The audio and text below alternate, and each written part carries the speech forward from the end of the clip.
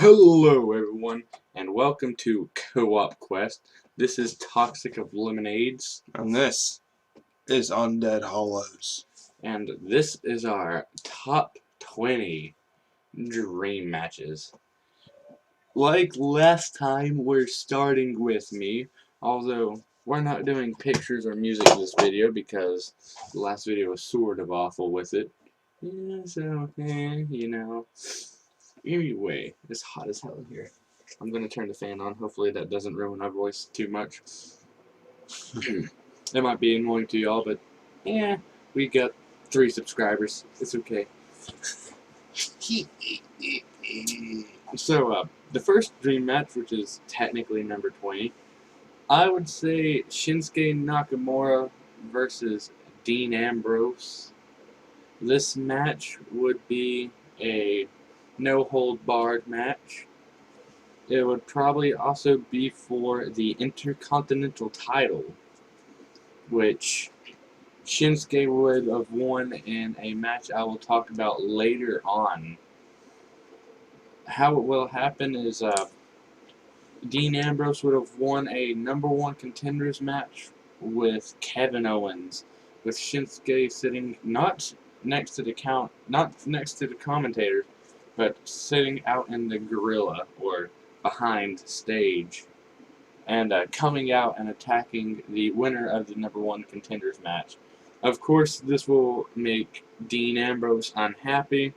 Dean Ambrose will get extremely pissed off, still staying face. Dean Ambrose would be the face in this feud against Shinsuke Nakamura being heel.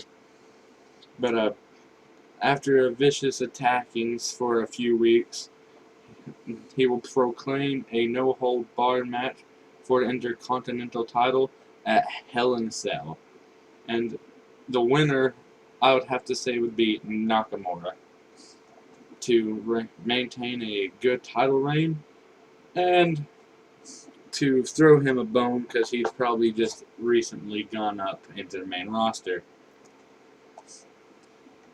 What's your number 10? Number 19, or my number 10. I think that a really, really good match. Goldberg versus Stone Cold Steve Austin. Now, I think there may have been something close to that when Goldberg, before WrestleMania 20, when he was battling it, and then there was some conflict between it. But we never actually saw Stone Cold Steve Austin face Bill Goldberg. Now, some of you may be thinking that it's a bit one-sided, that Goldberg is gonna overpower Austin and stuff like that.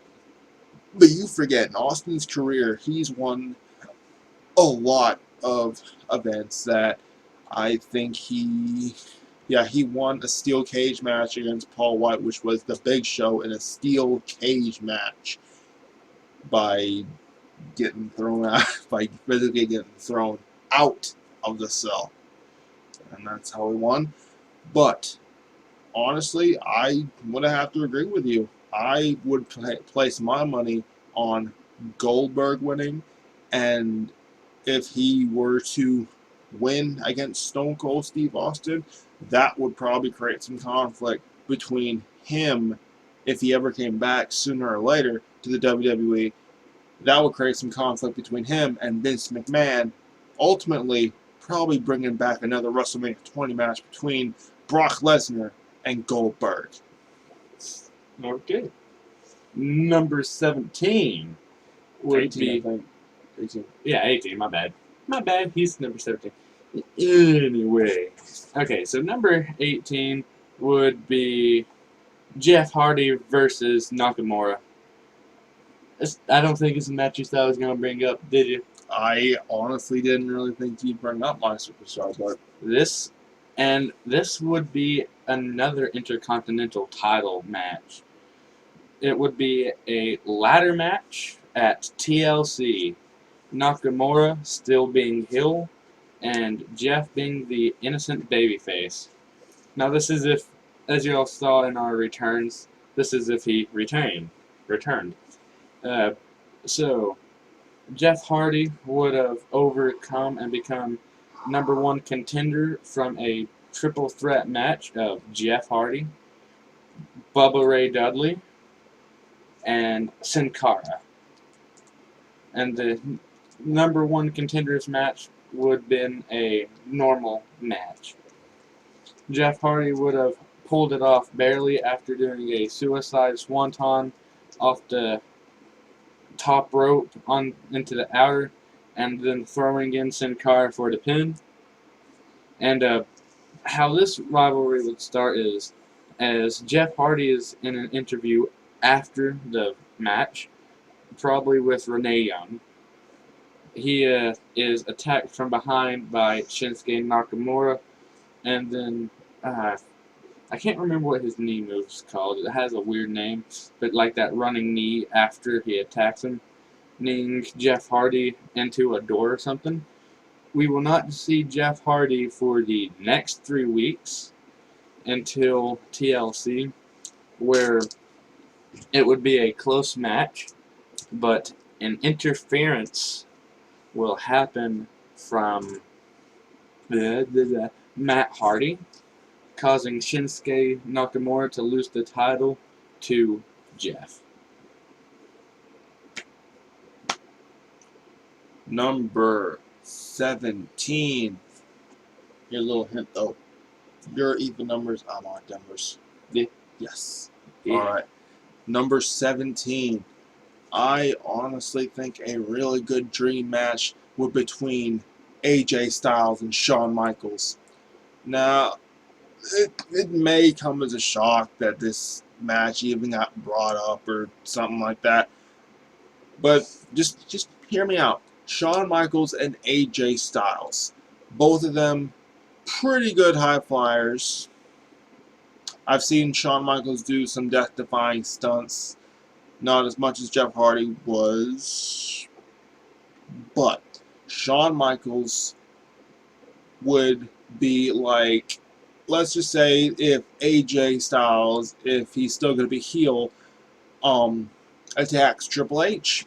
And then he puts Triple H in the hospital, and then Stephanie McMahon doesn't know what to do because all of her fighters or superstars are fighting their own battles. So she brings in a special opponent at the WWE draft, for example, and AJ Styles beat Roman Reigns.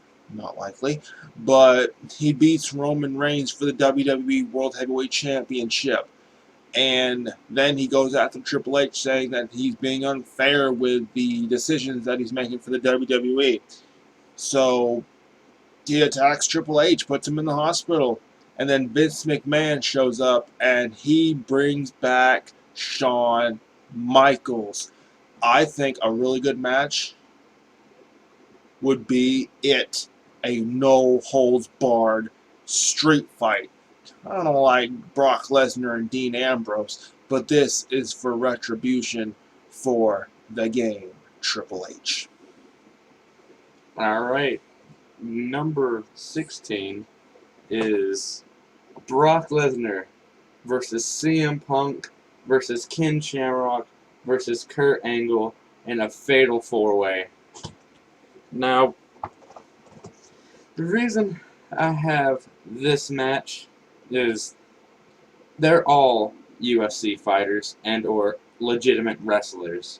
Like, Kurt Angle done amateur wrestling. He was a Golden Olympian. Brock Lesnar done amateur wrestling. He was an all-state champion. He also done UFC. Ken Shamrock was MMA, and he was the world's most dangerous weapon. CM Punk is in UFC, and he was also a good wrestler in his time. Now, there would be 2 faces and 2 heels. The heels would be Ken Shamrock and CM Punk, both cutting great promos. Lesnar would clearly be a face, as he normally is, with his great heel advocate Paul Heyman cutting some of the best promos you can. And then Kurt Angle would not make his appearance until the night before the match. This match will be taking place at WrestleMania, and it will be for the WWE title. Like, we'll probably say Lesnar would probably have it at this time. Or if Punk returns, he might have it.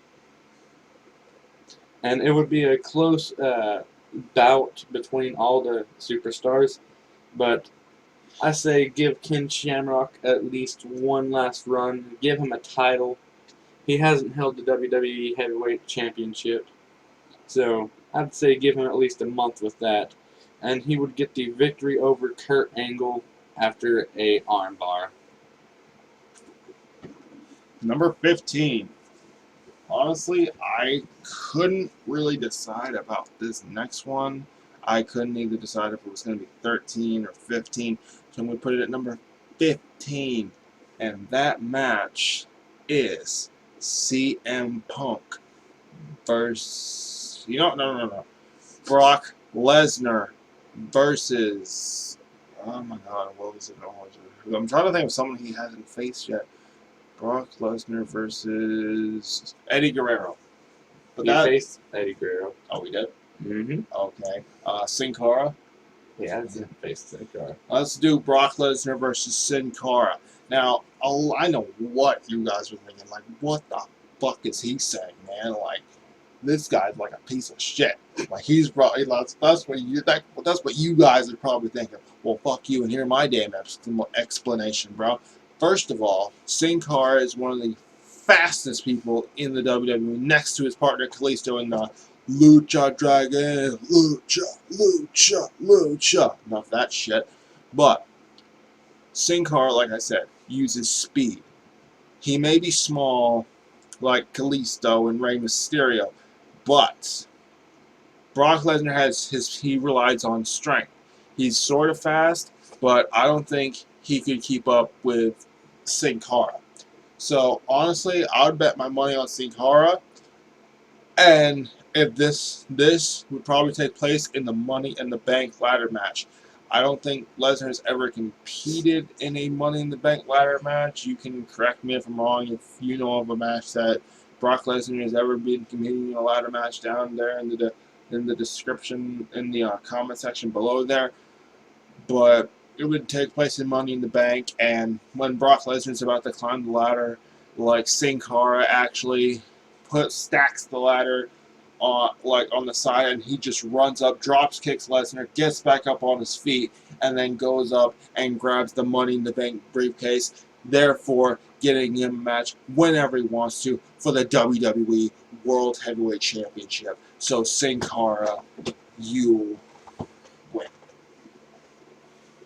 Alright, number 14 is a new era versus the old era at Survivor Series.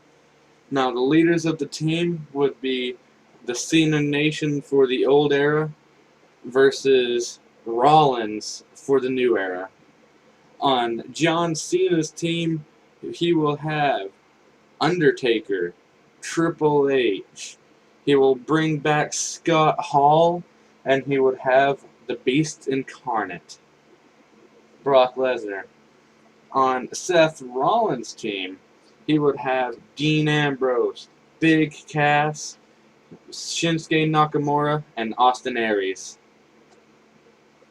And how this match would play out, the new era would quote-unquote be heel, because John Cena is always face, so his team cannot be a heel. And Seth Rollins has said it before, he enjoys being a heel.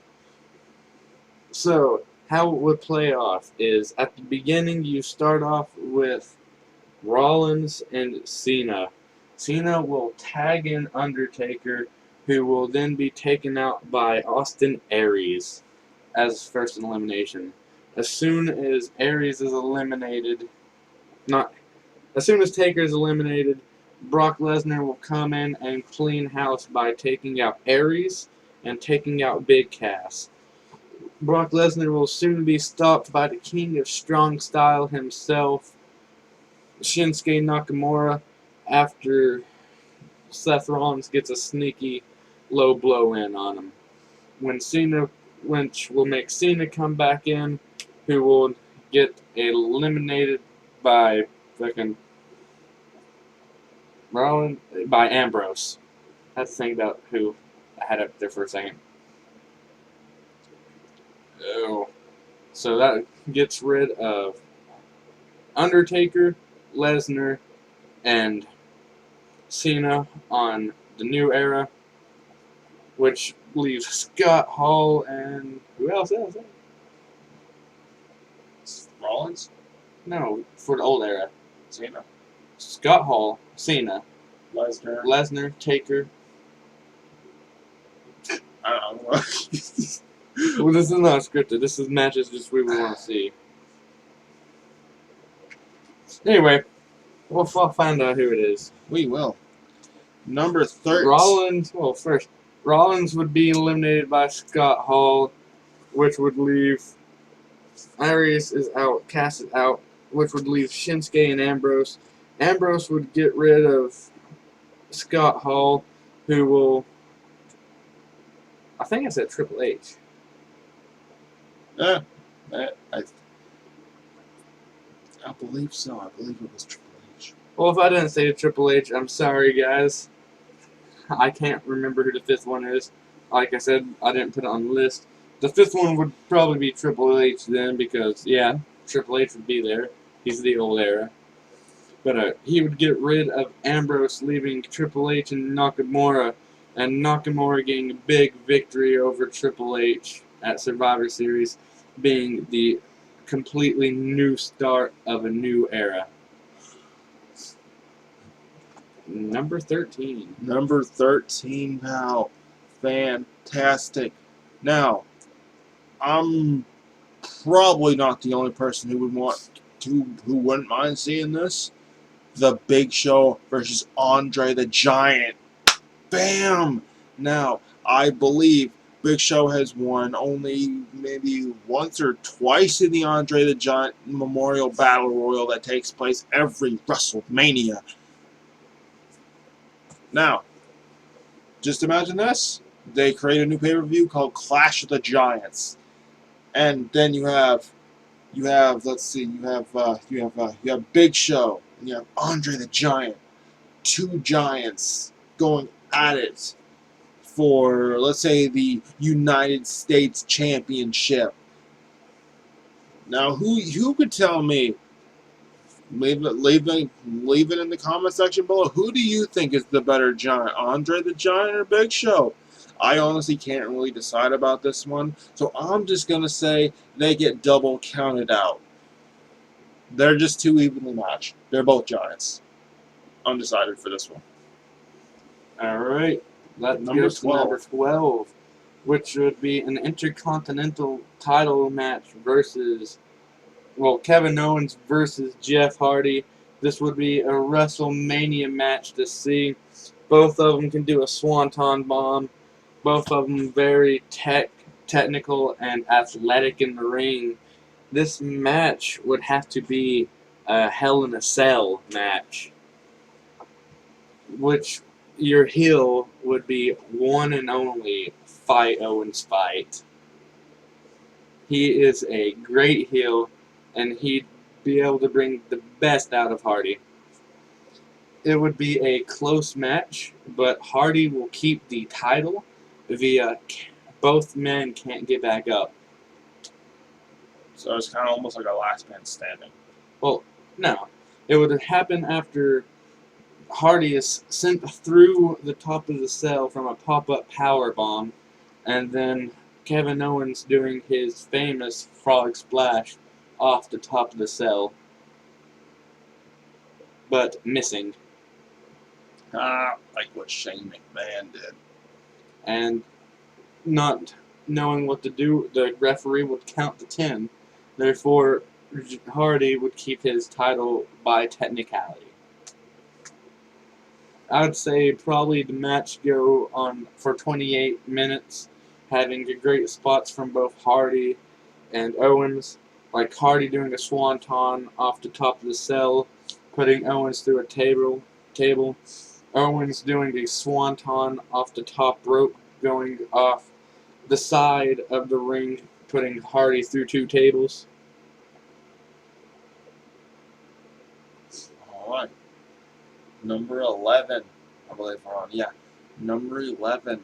Here's a battle I think might be pretty interesting. A battle between 3 demons. You have Demon Kane, you have Finn Balor, and then you have the Boogeyman. A triple threat match. It'll be a, let's say it's going to be a number 1 contenders match for the Intercontinental Championship. Now, it could be pretty good, could be pretty bad. It just depends on how you look at it. Now, I honestly don't really know. It could be like Boogeyman and Finn Balor takes out Kane and tosses him outside the ring, and then they just start going at it, and then like Boogeyman just starts strolling around the ring while Finn Balor actually tries chasing after him, but he runs and stuff. Kane gets back in the ring, choke slams Finn Balor, looks at Boogeyman. Oh, no, my bad. I got those 2 mixed up. He chases... Damn it. Yeah, Kane chokeslams Boogeyman through the ring, lights it on fire, sends him, what people believe to say, straight to hell. But before he lights it, he pulls down...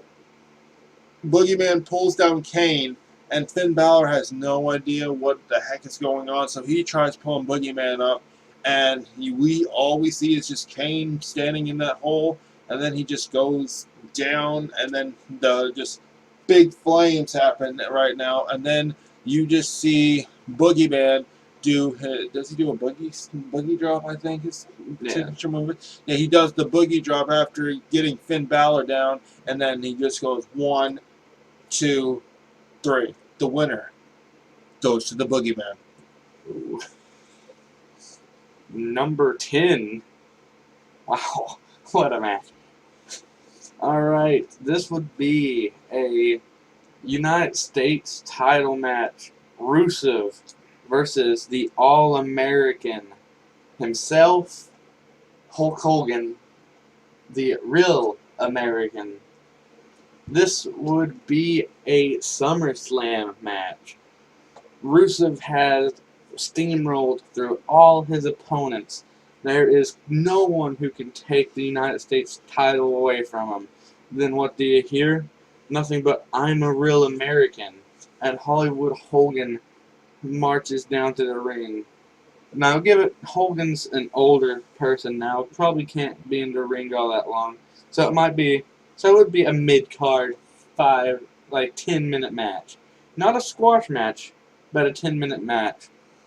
We would see spots like the ultimate leg drop from Hogan, the hulking up and stuff. But in the end, Rusev will have the victory with a vicious-looking accolade. This doesn't only let people see Hogan back in action and have an interesting match, but this gives Rusev more than enough momentum as a title holder. Alright. Number 9. Can you believe that we're already on number 9, I believe? Yeah. Number 9. That is extremely fast. It's been 20 minutes. Oh. 25 minutes. Well, okay. Let's see. One match I would really, really like to see. The New Day. Kofi Kingston, Big E, and Xavier Woods versus Enzo Amore, Jeff Hardy.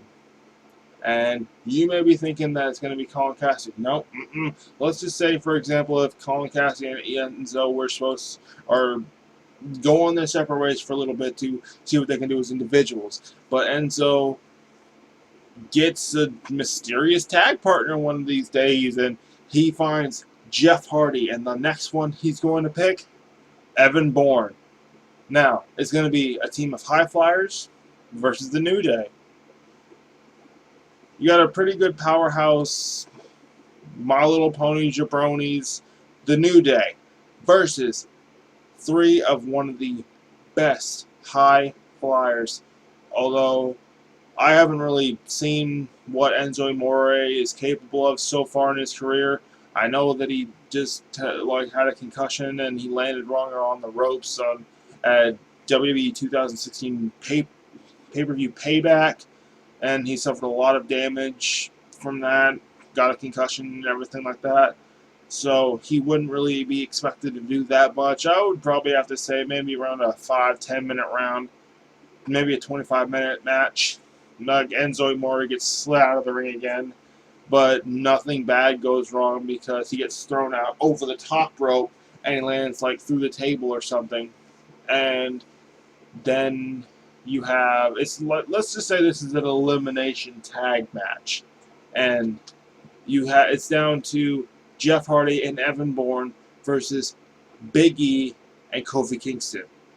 So Xavier Woods is out, and Enzo Amore is out. I think that Jeff Hardy and Kofi Kingston will be the last two standing in the ring because Evan Bourne is probably going to do his best to keep Big E off of Jeff Hardy. So, but as close of a call as it might seem, if it was for the Tag Team Championship, I honestly think that the New Day will prevail. As much as I like Jeff Hardy and his crew, whatever he may have, it'll come down to the New Day winning. They're just that really big of a unit. All right, number 8 would be Ring of Honor's Young Bucks versus the Hardy Boys versus Enzo Amore and Big Cass in a triple threat tag team number 1 contenders match. Now, for you all who do not know who the Young Bucks are, they are the Bullet Club in Ring of Honor. They are 2 great wrestlers. I suggest you to check them out. But anyway, a triple threat tag team match: the Hardy Boys versus the Young Bucks versus Enzo and Big Cass. It's a very close match. You get East River Crossing by Colin Cassidy to Matt Hardy. It's broken up by both members of the Young Bucks, who then proceed to super kick Colin Cassidy and Matt Hardy. They throw Matt Hardy into their corner to get one of them tagged in. They then tag in to go for a double super kick while Colin Cassidy gets out of the way, falling into the Hardy Boys corner, getting tagged, Jeff getting the tag in, who then gets in the Swanton Bomb with a twist of hate onto the second Young Buck. I can't remember the names at the moment. That's the bad thing. What? Oh, both of you, neither of the Young Bucks' names. Then you get a nice spot of Colin Cassidy and Enzo Amore's rocket launcher to break up the pin from Jeff Hardy. In the end, it will be the Young Bucks prevailing after doing a double super kick and then a outer ring suplex to Matt Hardy for the win. Number 7. Now, this one would be a fairly decent match. It would be between Roman Reigns and The Undertaker at WrestleMania. Now, I understand. No one wants this match. Yeah. Except you. There could be a couple of Roman fans. I know I'll always be a Roman Empire fan, alright? That's just the This type video of just guy. got 800 dislikes. You know, God. Everyone, please don't dislike the video. Just continue watching to the end. I promise you, my friend here will get the memories of Roman Reigns out of your heads. Because he leaves off. He leaves off. Right, yeah. Yeah, you just leave off with that. Anyway, Roman Reigns versus The Undertaker at WrestleMania for the WWE World Heavyweight Championship. Let's make this WrestleMania 33 next year in Roman's hometown. It's taking place in Florida. I have no idea if it's taking place in Pensacola City, like where Roman is from, or I think it's in Orlando. yeah, it's in Orlando, Florida. My bad. It's in Orlando, Florida. WrestleMania 33. Now, it's honestly, since Brock Lesnar beat The Undertaker, was the only one in history of the WWE to end the fabled Undertaker streak. 21-1. Now, Roman, I believe, was the closest to beat Brock Lesnar until Seth Rollins cashed in his Money in the Bank. I had my money on Roman. I honestly never really expected Seth Rollins to cash in his Money in the Bank. I didn't. I honestly think Roman could have won that match if it wasn't for Seth. So if Roman can almost beat Brock Lesnar, maybe he can beat The Undertaker. I don't know. But I guess we're just going to have to wait and find out.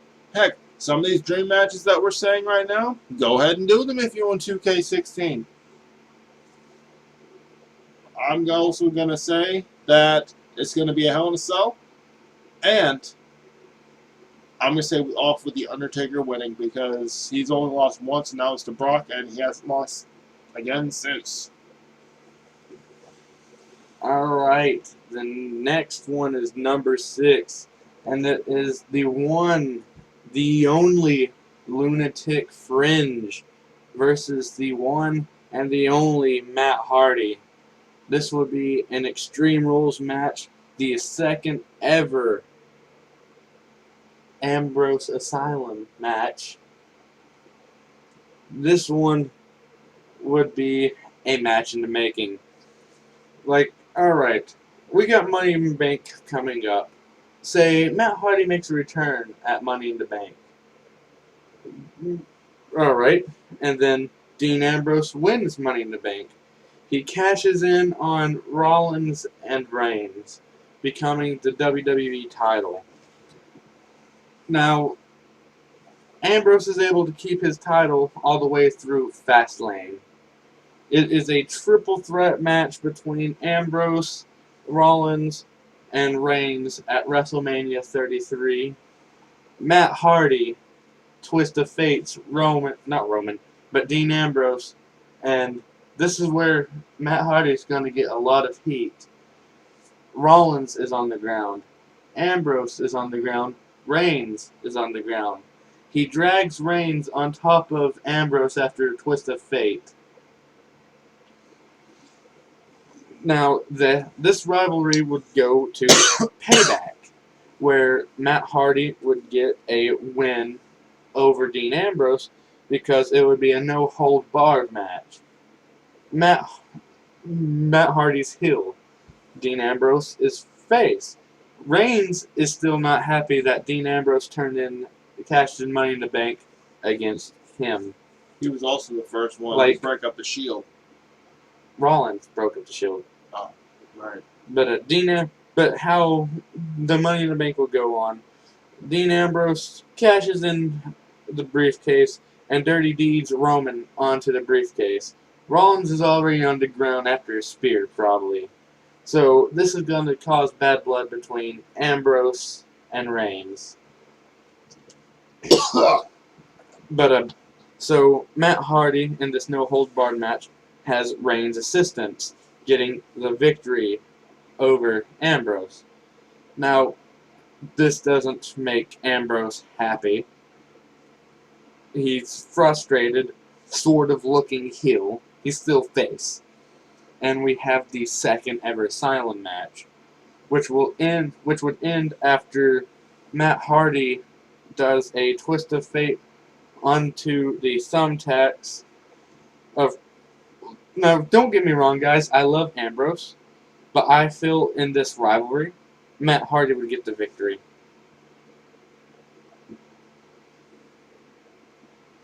You can type in your comment section below. Right here, I believe. Here. Right? Do you think it's right there? Yeah. Right down there. Number 5. Right. 5. We're down to the top 5. Honestly, who couldn't have seen this match coming? The Ultimate Warrior versus Ryback. Who knew Ryback was going to be on the list? I don't know. I don't know. Ryback versus the Ultimate Warrior. They're both beasts. The Ultimate Warrior with his Ryback with his like, feed me more. They're both extreme pumped up powerhouses. They train like crazy. I think the Ultimate Warrior, one of my all-time favorite wrestlers,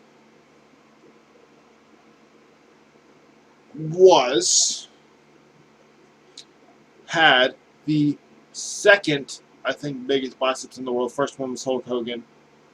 I think it was either Macho Man, Randy Savage, or Ultimate Warrior. But I'm gonna go with Ultimate Warrior because that's what I'm talking about. But this match would take place because Ryback is the new United States champion, and let's say he's doing what John Cena did and doing an open challenge, and he doesn't seem anybody is strong enough to take on the Beast. So, all prepped up for ring gear, do you hear the Ultimate Warrior's music come out?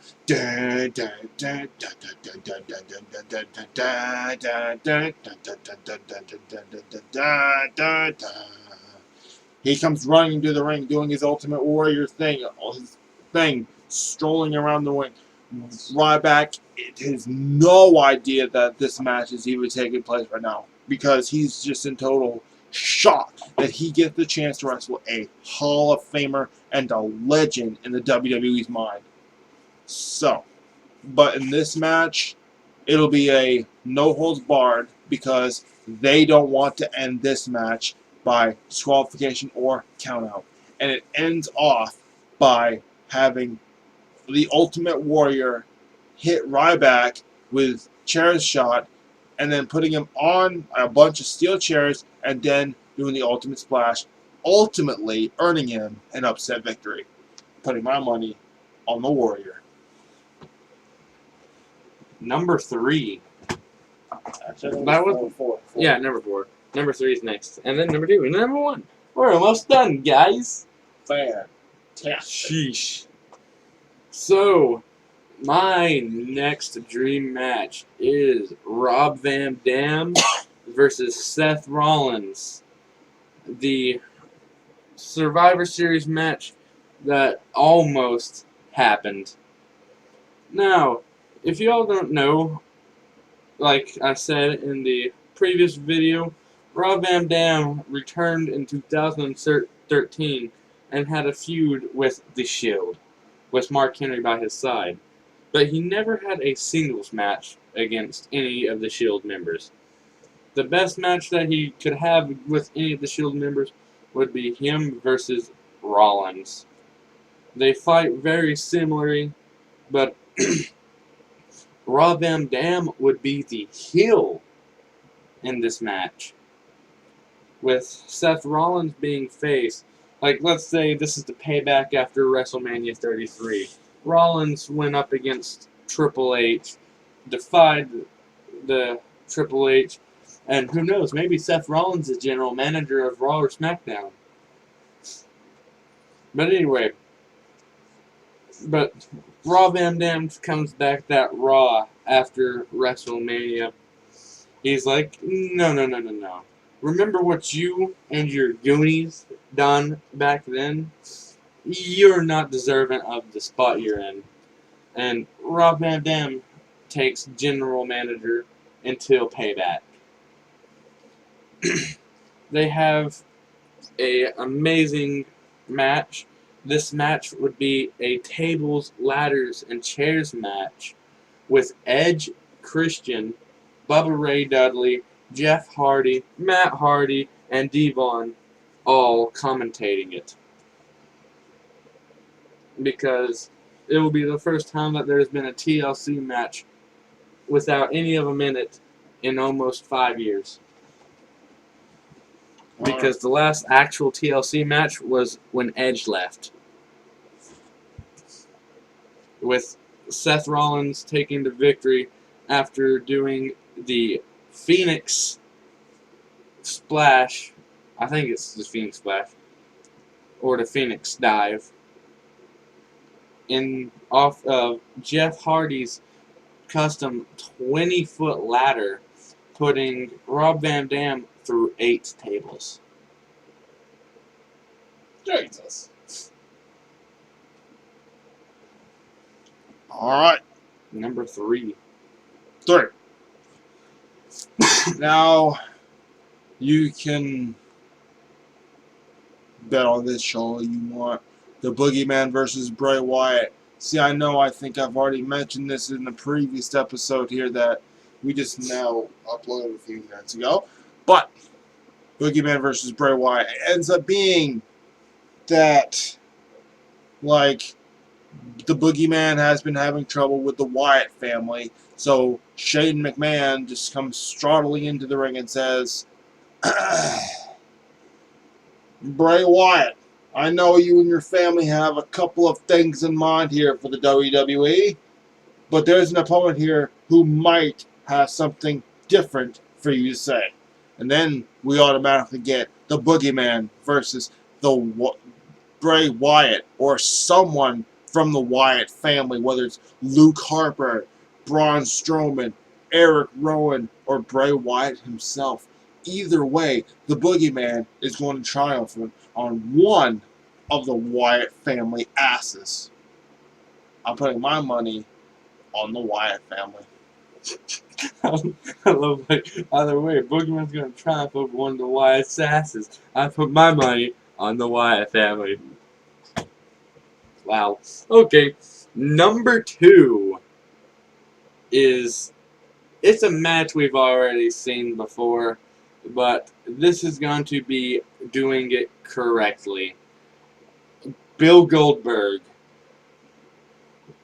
Brock Lesnar, the King of the Spear, the 173 undefeated streak, versus Suplex City. The man who dismantled John Cena, 21-1, the Conqueror, the Beast Incarnate. Now, like I said, this is them doing it right. Bill Goldberg would be invested in the WWE. Brock Lesnar is not leaving anytime soon. They both had the motivation to do this match. And you know what? Lesnar would be the winner of this one, getting a clean victory over Bill Goldberg. And this is how he's going to do it. Lesnar's not going to win because of all the suplexes, although there would be, I'll say 15. 15 suplexes to Goldberg, but Goldberg getting 8 in himself. Goldberg probably got 3 spears in and 2 jackhammers. We say Lesnar probably got a Kimura lock in once, twice, and an F5. But this is how Lesnar would win. Countering Bill Goldberg's final jackhammer into a jackhammer of his own, giving Brock Lesnar a new move in his arsenal, as this would be a passing of the torch from one conqueror to another. Although there's one rumor, if any of you have saw the trailer to WWE 2K16, which if you haven't, that's fine. We may even put the link in the description below for you. But, spoiler alert, if you have not watched the trailer, don't watch further ahead. We will also maybe put a warning for all of you. Now, to all those who may ignore this warning, that's fine. But in the trailer for WWE 2K16, as a pre-order bonus, there is Goldberg 17. coming. Yeah, 2K17. What did I say? 16. Shit. Well, there's going to be 2K17 Bill Goldberg for both of his alternate 4 I think there's 4, but 2 for WCW and 2 for WWE. Now, there's one small, tiny Easter egg that you need to watch closely as Bill Goldberg's in the cop car. You slowly see that it says Suplex City in the window, and which catches Goldberg's eye. In which case, making him grin, and him possibly coming back to face the Beast in Carnage. Last one, number 1. This is probably a match I'd be dying to see.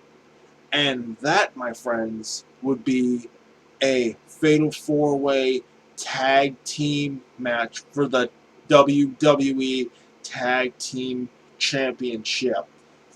Those 4 teams: the Hardys, the New Day, Enzo Amore, Colin Cassidy. Oh, jeez. You know what? Let's say the Vaudevillains. And you want to know how this match will play out? Because Shane McMahon discovers, let's say it happens next week. Shane McMahon says on the WWE draft that there was going to be some change and there's going to be some surprises. Even they don't know what's in store. So they bring back the Hardys, and let's say they start off with another tag team tournament in the WWE, because the last one didn't really go so good since Enzo ended up in the hospital. But it ends up being that in that the Hardys is another thing. It's an elimination tag team Fatal 4-Way match for the WWE Tag Team Championship. And it ends up being, it's going to come down to the Hardys and Enzo Amore and Colin Cassidy. Now, this would be pretty interesting because they both have expertise tag team moves, with Matt being the powerhouse of the Hardys and Colin Cassidy being the, of course, big ass, 7 foot tall. And you can't teach that.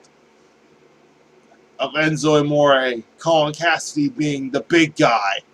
So I'm thinking that he would probably throw Matt Hardy over the ring like a couple of slop jalops, and then he goes and beats up Matt outside the ring, possibly and Matt countering him and crashing him through the table, doing a leg drop on it, while Matt being paralyzed outside the ring. Jeff Hardy gets Enzo down, does a twist of fate, gets on the top rope, takes off his shirt, and then does a swanton, and then he lands it.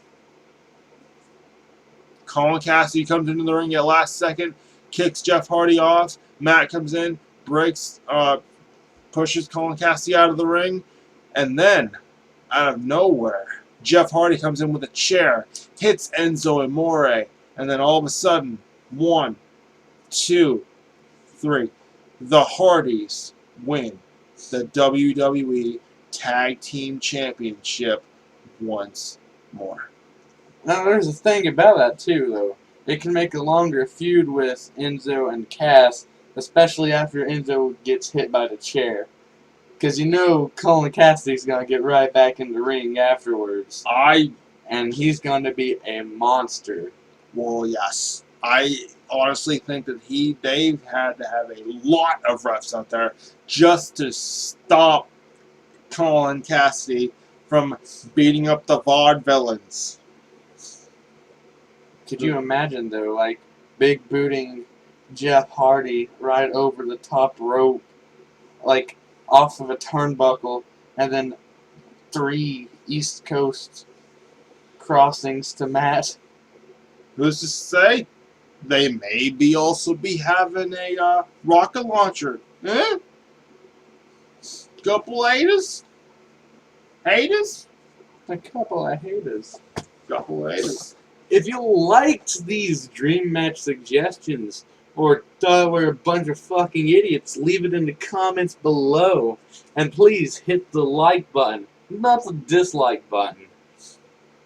Any other comments? And also, we will leave both of our channel names in the description below. Undead Hall's Toxic Lemonade here. And remember, Stay sour.